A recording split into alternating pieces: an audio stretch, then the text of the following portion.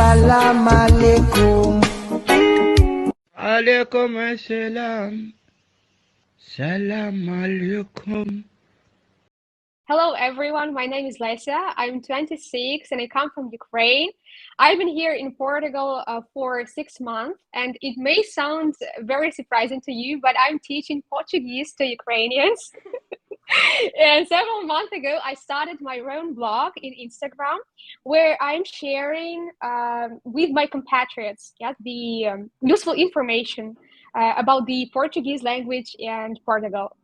Great, great, great. And why you chose like Portugal? And how did you learn Portuguese? How could you tell us more about your story? Why did I choose Portugal? Yes. Yes, because I've been here 2 times already. I studied at two Portuguese universities. The first time was in 2017. I was studying in Lisbon. Yeah, and then it was 2019. I was studying in Porto. Yes, in one of the Portuguese universities. And when it all started, actually, it started in my university, yes, in Ukraine, at my university in Ukraine. It was back in 2014. Yeah, when I was a second year student, we had to choose the second language. And we were doubting, yes, what language to choose, and we didn't want to learn German, Spanish, or any other common language. That's why we chose Portuguese, which was like very rare language. Yeah, to speak it, right? Very very rare language, like in Ukraine. Yeah. And I remember the day when the Brazilian ambassador came to our university and started speaking Portuguese, and we were amused. We were, I don't know, we were surprised, and at that moment I understood that I would like to learn this language. Yeah. Portuguese is a beautiful language, right? Yeah, of course. But the funny moment is that we started like learning the Brazilian version of Portuguese, and only 1 year, after 1 year and a half, we started learning European Portuguese. Like there were some Yeah. struggles. People like say, "Oh, okay, it's the same language," but it is. But the accent and it's completely different. Could you like tell us a bit about the struggles to switch from one accent to another on the Yeah. dialect or something? Yeah, of course. I have a lot of funny stories about this, but the I could tell one of them. For example, when our teacher, the of European, yes, Portuguese, entered, entered, the class, and she started speaking Portuguese, European Portuguese, and we didn't understand a word, you know.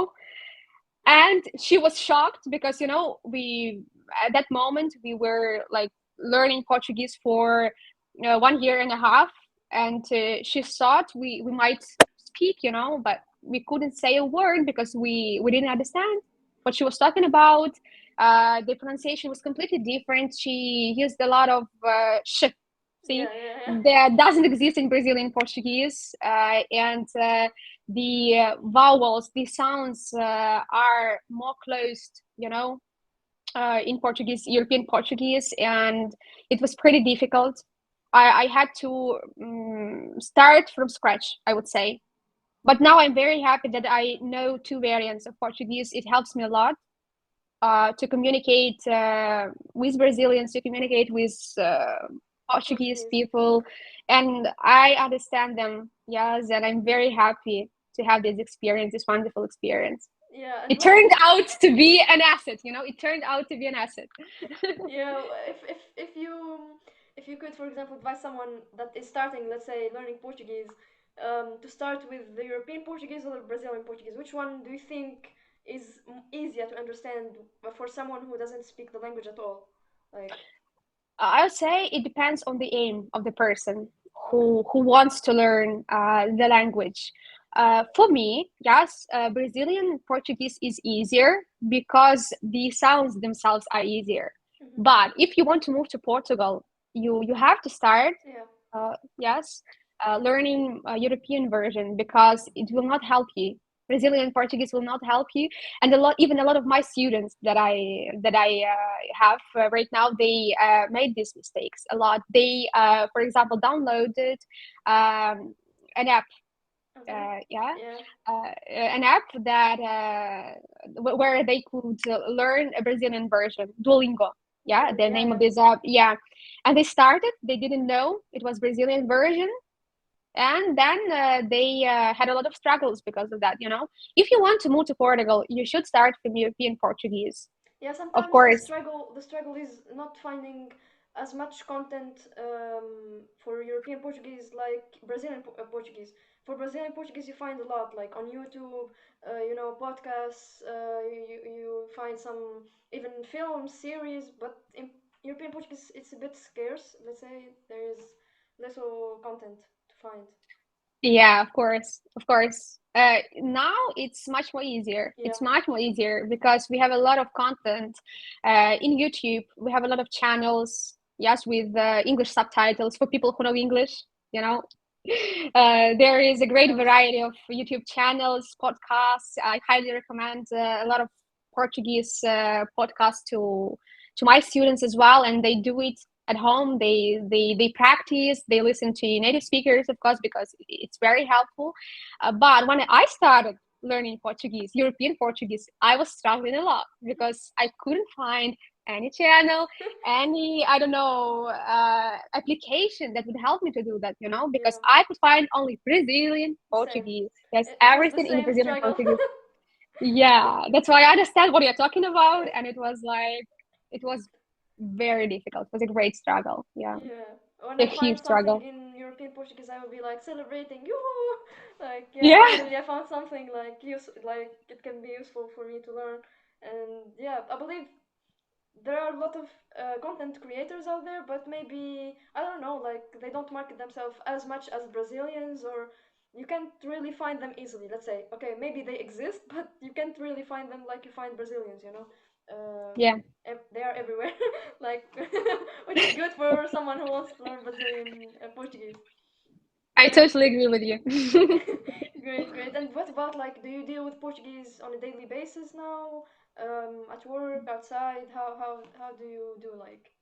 Yeah, yeah. I deal with Portuguese every day, and I'm very happy about it.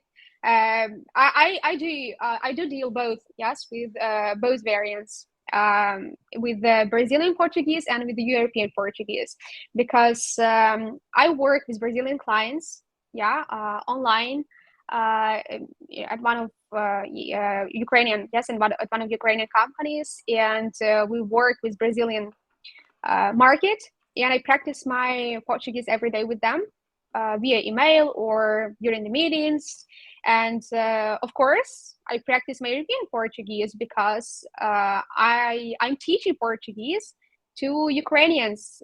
And as I said, yes, in the very beginning, that I have my own blog. I am making some videos there. I'm teaching Portuguese. I'm watching TV series like almost every day. I'm listening to podcasts. I'm also learning.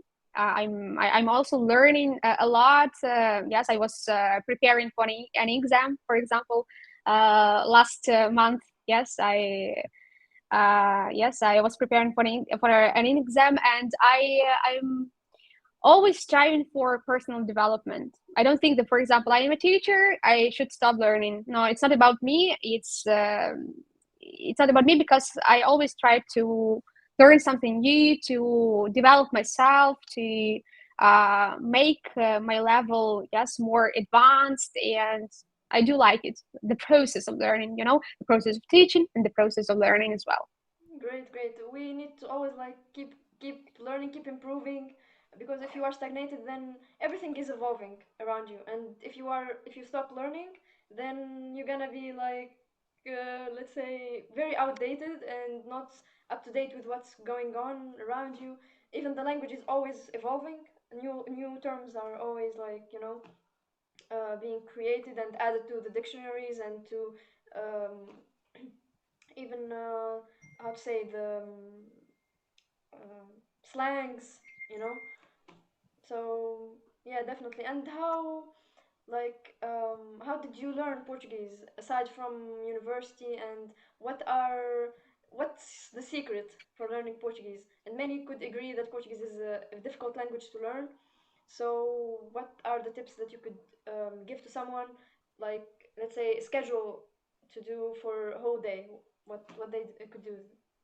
The main secret is practicing every day. That like schedule some small steps every day. Do some small steps every day. Something that could help you to improve your Portuguese. Because if you stop, it's like with sport. If you stop, you can't evolve. You can't. Your Portuguese will not become better if you stop. That's why you should do, for example, 10 minutes per day. One day you're listening to something and trying to write down some phrases, find out their definition and try to use it, yes, on a daily basis. For example, the next day you are watching, yes, some TV series, and like it can be 15, 20 minutes, not more. If you don't have enough time, if you are a very busy person, then the next day you can write something down, um, or create a diary, for example. Yeah. And do this stuff like every day. Try to write down, for example, your plans, your daily plans, in Portuguese, and it will help you a lot. Listen, watch, and of course have a tutor. Have a tutor because if you, even if you're a talented person, if you know like a lot of languages, you're a polyglot, but if you don't have a tutor, if you don't have a person who helps you, yes, um, you can't evolve that fast. That's why it's that's my main tips, I would say. Yeah. Because even if you do something on your own, but if you are starting, like you are a total beginner, and if you're starting to learn Portuguese, you need a tutor. And of course practice every day. And if you have a possibility, if you are in Portugal, for example, if you have a possibility, start speaking with Portuguese people. With don't be afraid of that. It's painful, I know, from the very beginning. If you don't understand everything, if you start speaking, they could think that you speak Portuguese very well and start telling you the stories, Yeah. or something like that. So start asking you difficult questions. But at least you should start doing that. Do not be afraid. Yeah. Do you have any like funny stories dealing with Portuguese people? Let's say something when you started learning Portuguese and it happened to you, like misunderstanding. Did, To me yeah, personally, to you, did it happen like once? yeah, it happened, of course, when I was in Portugal. When it was my first time in Portugal in 2017, I had a good level, I would say, in Portuguese, but I didn't have practice, real life practice. Yeah.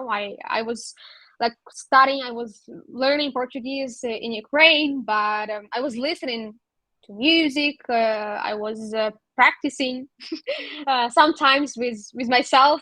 I was talking to myself because I didn't have anyone to talk with in Portuguese. And when I entered, for example, the pharmacy or any other institution, sometimes I couldn't understand what people were saying about, were talking about, or what they were saying, because they were talking too fast, and I wasn't accustomed to it, to hear the sounds of native speakers, to the words, to the Yeah. way they express themselves.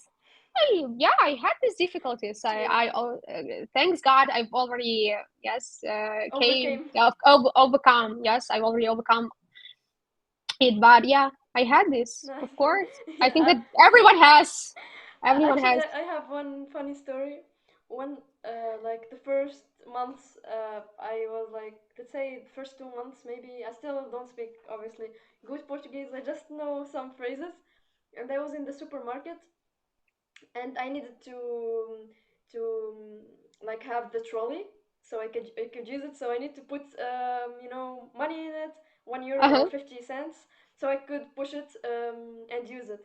But like it was stuck there, and I couldn't like use the trolley. I was like trying to pull it to me, and I couldn't. So I needed someone to help me.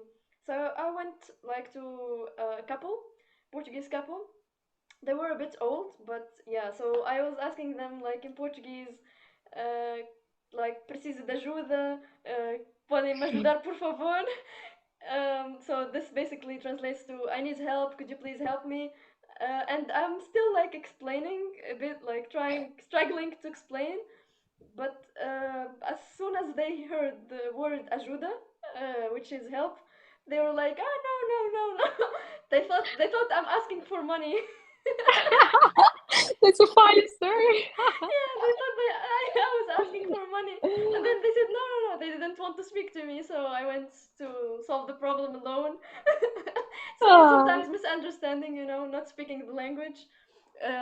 It's a bit of a struggle, sometimes on a daily basis, but it's yeah. fun to learn. It's fun to learn. And since you are in Portugal, I was wondering what are the things, like, let's say, three things you like about Portugal the most. There are different things that I like about Portugal. For example, the first thing is climate. Yeah, because it's not that cold as in Ukraine, and here all over the year you can enjoy sunny days, and warm weather, and you can go and walk a lot, and you don't have that that mood, that winter mood that we have in Ukraine, when we have 4 3 4 months of snow, and of darkness as well, because when we have winter, and it becomes dark earlier. Yeah, That's why it's a bit depressing. But I do like snow. I do like snow, and I'm not complaining about that. sure. I'm really happy that we have different seasons and different temperatures, different climate. But yeah, I do like climate here. Also, I highly appreciate friendly people. Yes, because Portuguese are friendly and they are ready to help. For example, I had a few situations when I needed help, for example, with indicating the direction, for example, and all of the people that I was asking to help me were ready to do that, and they were, yes, we're ready to help. They were happy to help, and especially I noticed it in Porto, the city which is in the northern, yes, in the northern part of Portugal.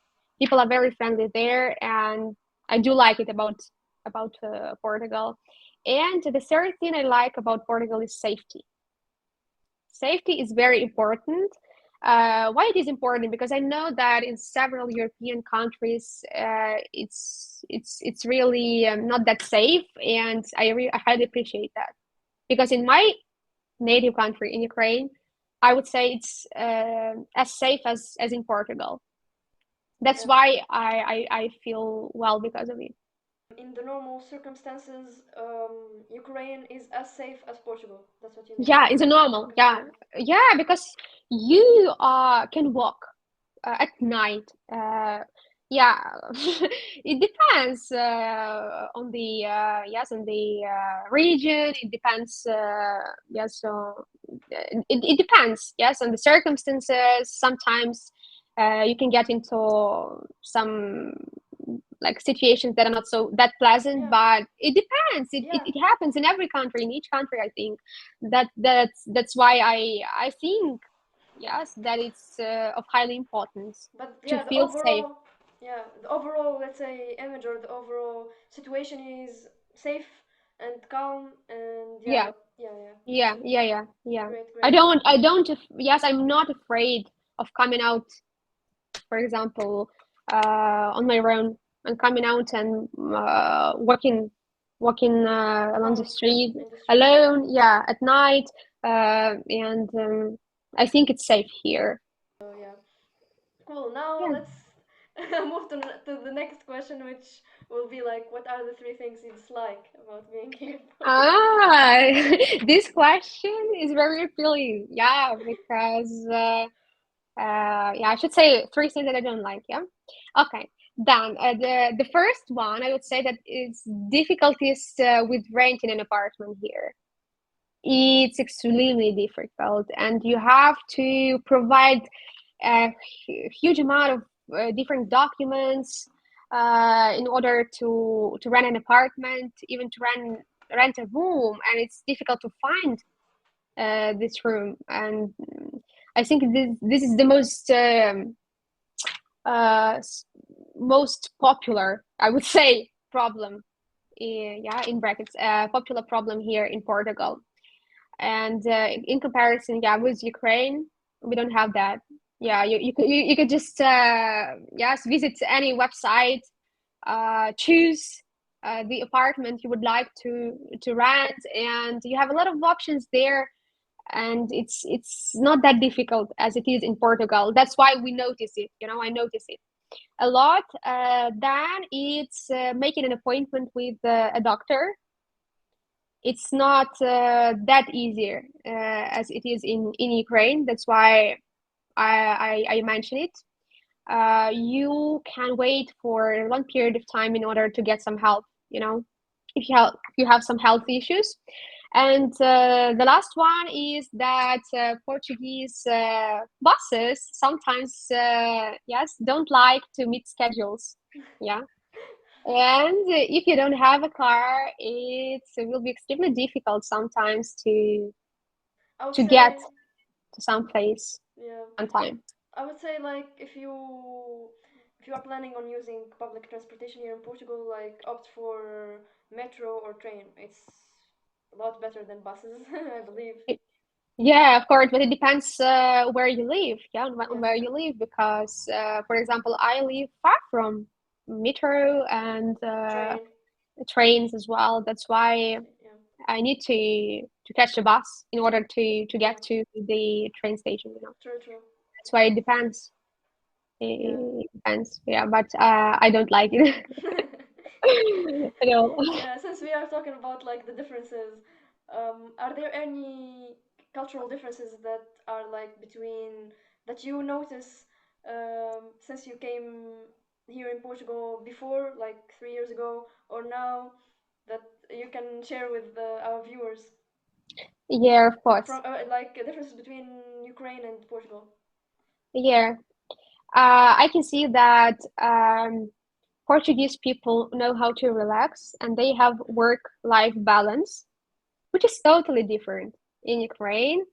The majority of people don't know, yes, how to relax, how to have a spare time, how to, yeah, to just to relax and don't think about, yes, about work.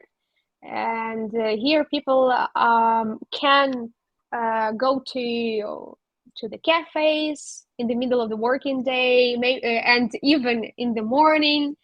I am observing it like every day when I start working, because I'm working at home, have a remote job, and I see like the situation when people are sitting and having a coffee, yes, like in the middle of the working day, and also early in the morning. And I start thinking, how can they do that? Why aren't they working? You know, well, don't they have to go to work or something like that? But then I understood that they know when to work and when to relax and how to do that. For example, if we have holidays in Ukraine, a lot of people work.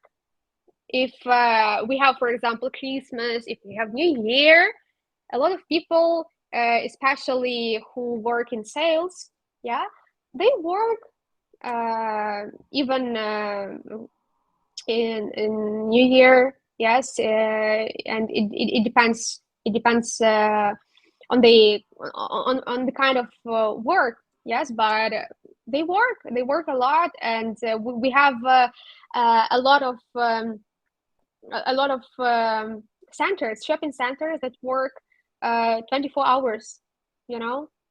and we don't have it here in Portugal. Maybe we have, I don't know, but I didn't experience it. Maybe you experienced it, but I didn't. And that's the difference, that we Ukrainians don't have this work-life balance. We can't stop working, I would say, especially young generation. And I'm talking about me as well, because now I'm on vacation, but I'm still working, I'm still studying, I'm still doing everything, but not Interview with me. relaxing.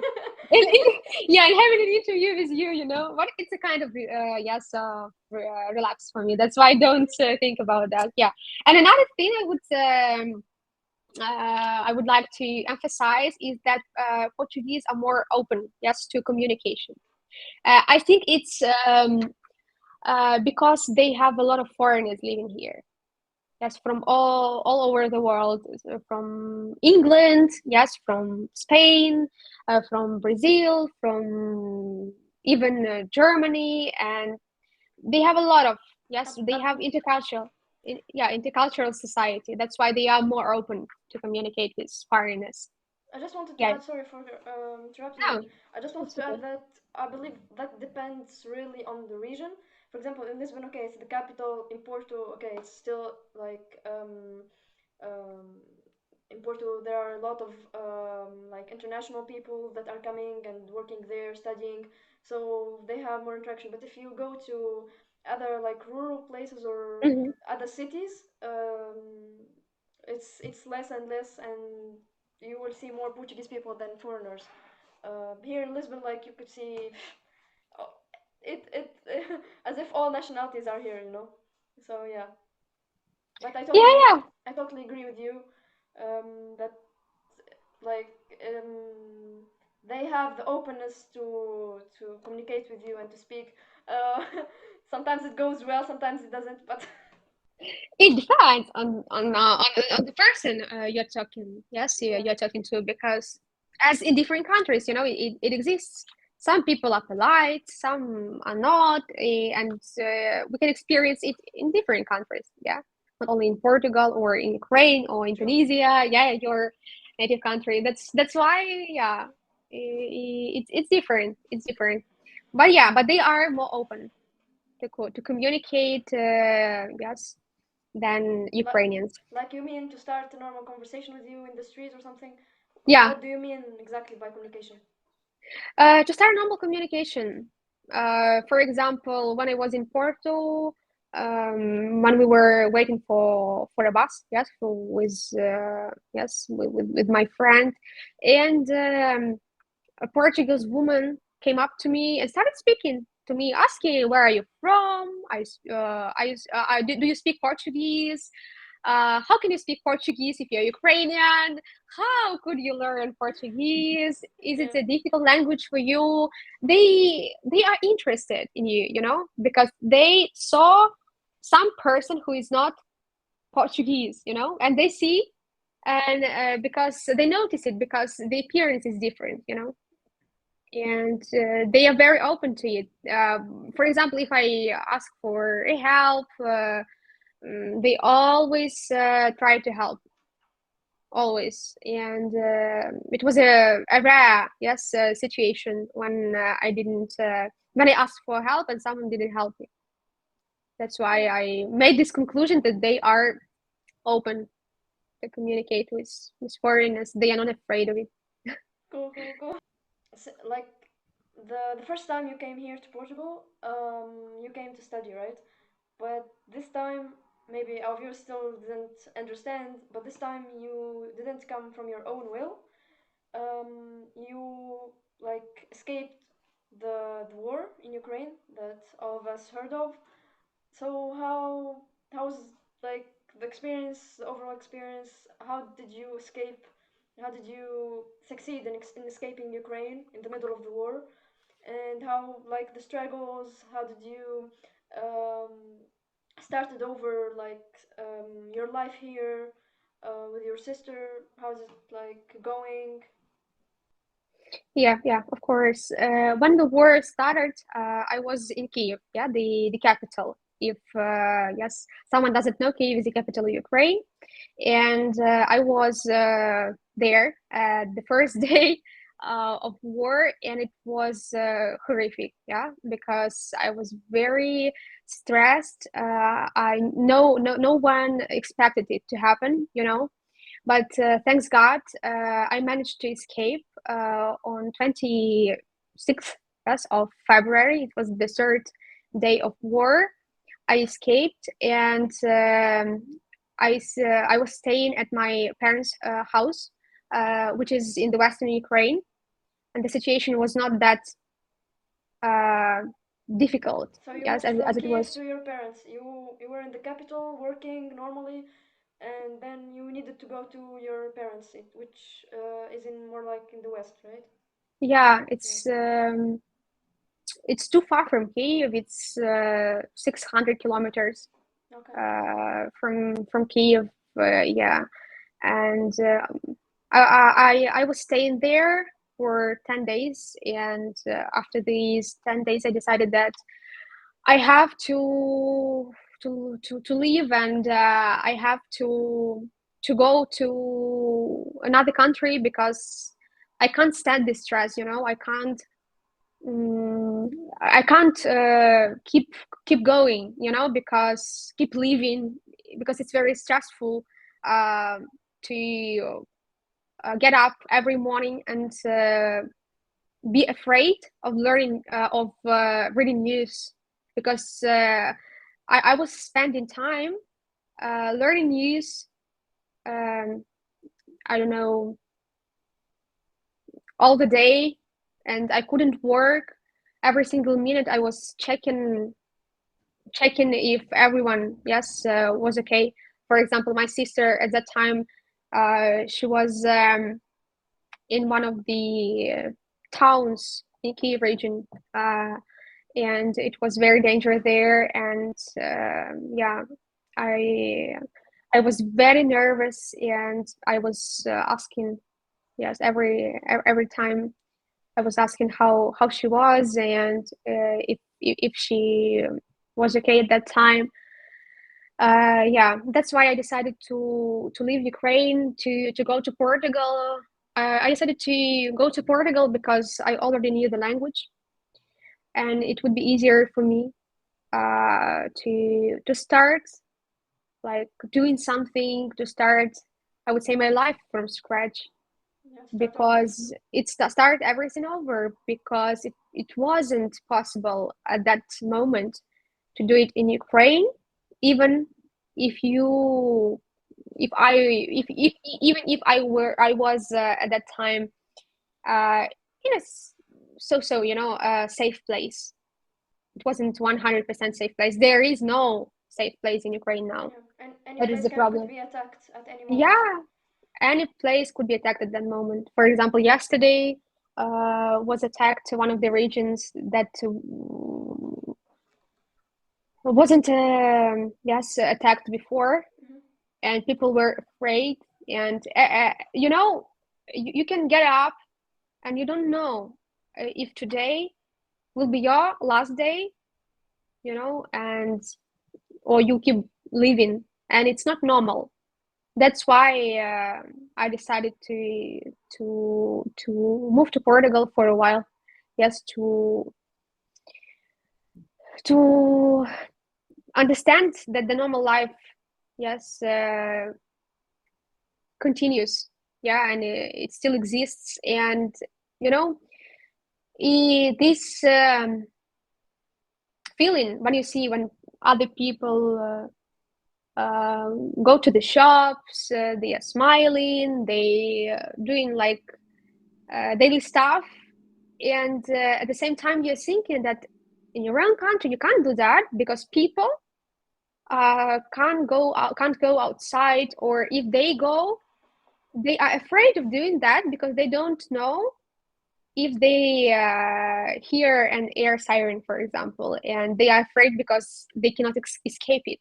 They don't have any place To go to. to go to, yeah, in the middle of, for example, of the road, or the middle of the highway, in the middle of the shopping center, for example, because it takes several minutes, like the missile, yes,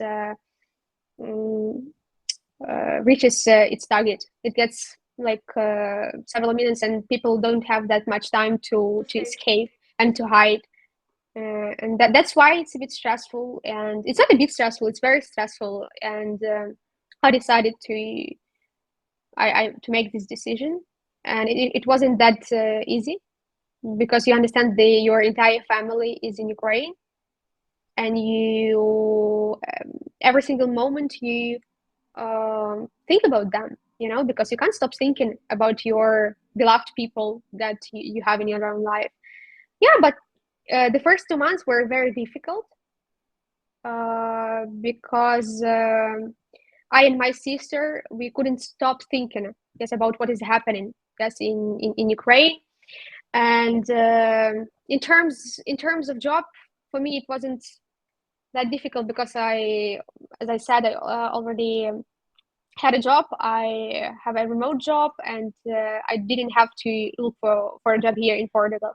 But it was more difficult for my sister, who lost her job in Ukraine and had to change her to change everything and to start her life from scratch. Yeah, even Yeah. like to change from another field of expertise to something she Yeah. didn't do as a job. So Yeah. yeah, starting it from scratch. Without knowing the Portuguese language. Yeah, she doesn't speak still. You mean she doesn't speak still the Portuguese? No, at that moment when Ah, she yes, came yes, to yes, true. Ukraine, she didn't speak Portuguese. Of True, course, yeah. I spoke because I already knew the language, but she didn't speak. I started to teach her, but she didn't have a decent level of Portuguese. Of course. And like for sure, it took you some days, let's say, to adapt to the new environment. As you said, like the first months were very stressful, even being in Portugal, because you were thinking all the time about your family there. How did you deal with all this frustration? What are the tips, for example, for someone who's just like coming from Ukraine as well, escaped, and they are starting their life, like starting everything over, and what's your advice for them, and how to maintain like a healthy lifestyle, at least away from the war? Tips. The main tips are one of the main tips is to communicate with people. Yes, start to create a community. Yes, it can be a community of Ukrainian people, of foreigners. It can be Portuguese.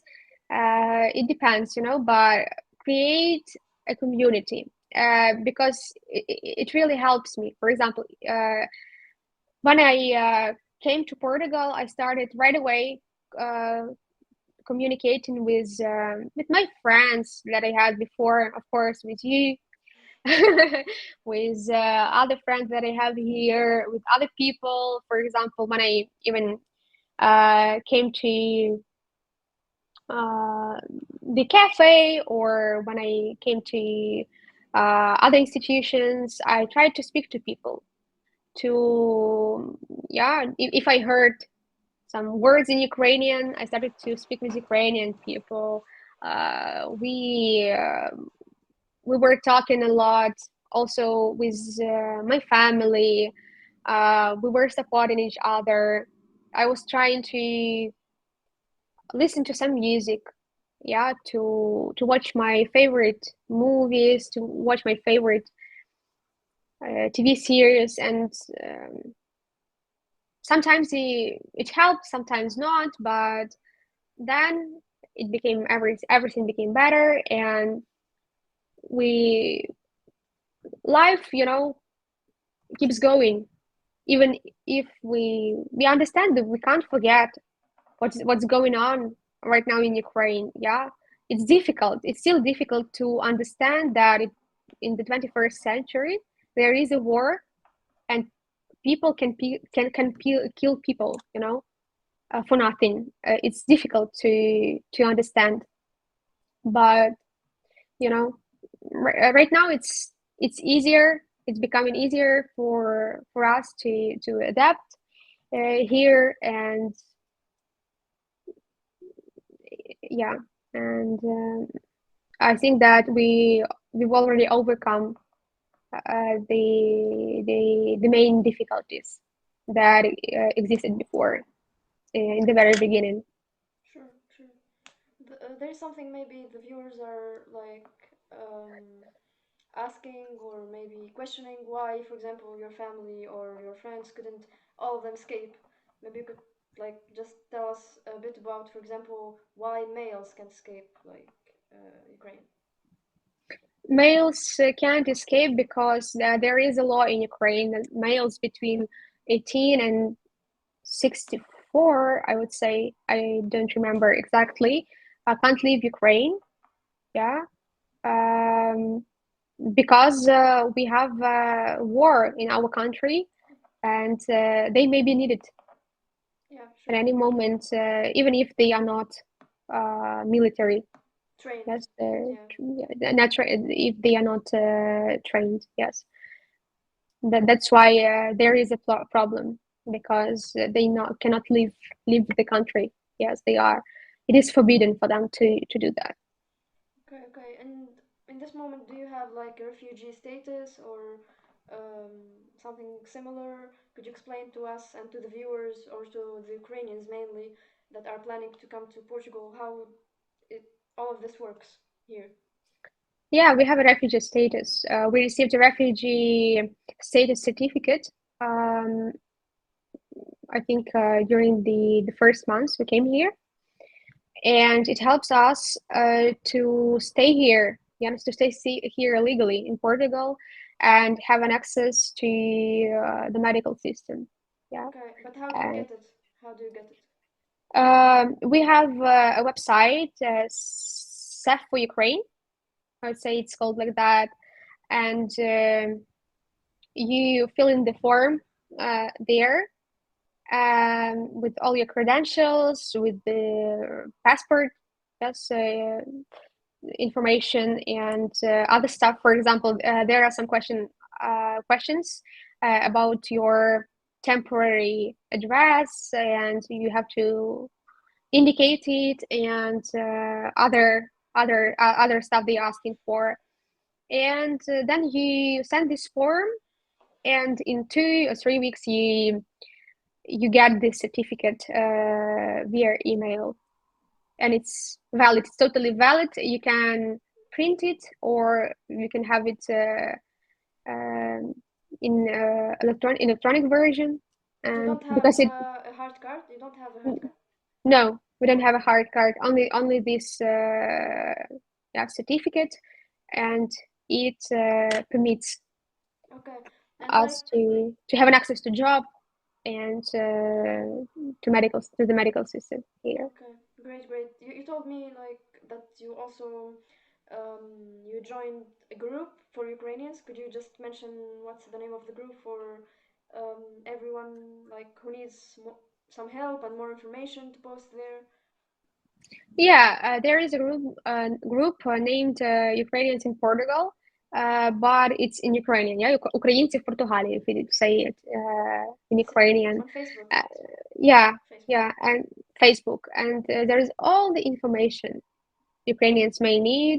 They can ask questions. They can share the information and everything they are interested in, and it's extremely useful. Great, great, great. Now, like moving to your business, let's say you are starting like you started actually your business online. You already mentioned it in the like the first part of our interview. So could you talk more about what you are doing? What are your plans in the future? So yeah. I wouldn't call it a business yet, but yeah, I would say it's my dream, because um, I started teaching Portuguese in 2018, and I'm very passionate about this language, about teaching languages, about learning languages, and it's my dream to create a school, an online school that would show, yes, people, which would show Ukrainians that it's possible, yes, to learn languages online and to learn them with pleasure. And as you can see, we don't have online schools specifically, yes, that specifically teach Portuguese. And for Ukrainians, in the Ukrainian language, and it's of highly importance for Ukrainians to have, for example, all the materials with the translation in Ukrainian and to have an access, yes, to such information. And I had an idea to create my own blog.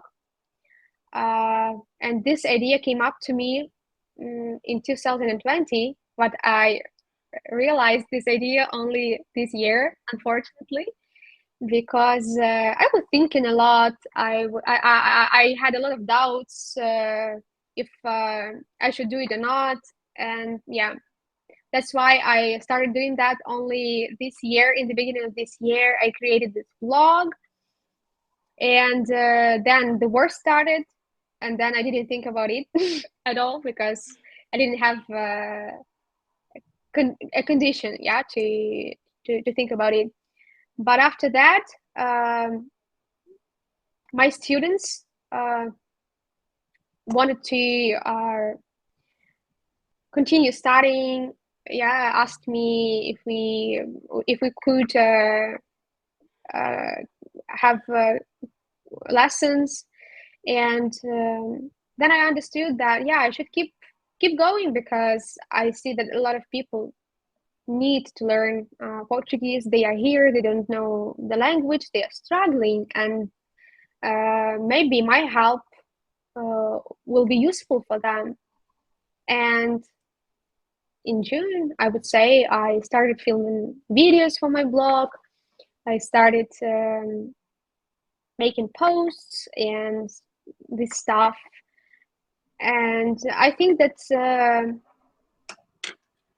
in the nearest future, I will create some products, yes, that would be helpful for that people that came here in Portugal and they need to know the language in order to get a good job in different spheres, because you need to know the language, yes, in order to get a well-paid job. Yeah, we know that here in Portugal, it's common to speak English, and if you already speak English, you can get a job. But if you want to get a well-paid job, you need to learn Portuguese because you need to know it. You are in a foreign country, and you have to know the language of the country you are in now. That's why I think it's of highly importance, and I plan to create some products that would help like my compatriots. Course, Marathons, and speaking clubs that will help my compatriots to learn and practice their Portuguese. Great. And where could they find you online? They can find me on Instagram, and the blog's name is Portuguese Vibe. And they can also find me on Facebook, and the name of the group is Portuguese Vibe as well. Great. So let's say a final message for our viewers, for everyone who's listening right now. The final message is never give up. No matter what circumstances you are in now, there is always a way out of it. Great. Thank you so much. I was so pleased to have you on the show, one of the first guests here. Um, I'm sure that we will be talking in the near future, and with the new course that you are building, and yeah, we will be seeing each other again for sure. Thank you. It was a pleasure. It was a pleasure for me to be interviewed by you and to be present here today. I'm very happy. Thank you so You much. made my day today. Thank you. I really appreciate it.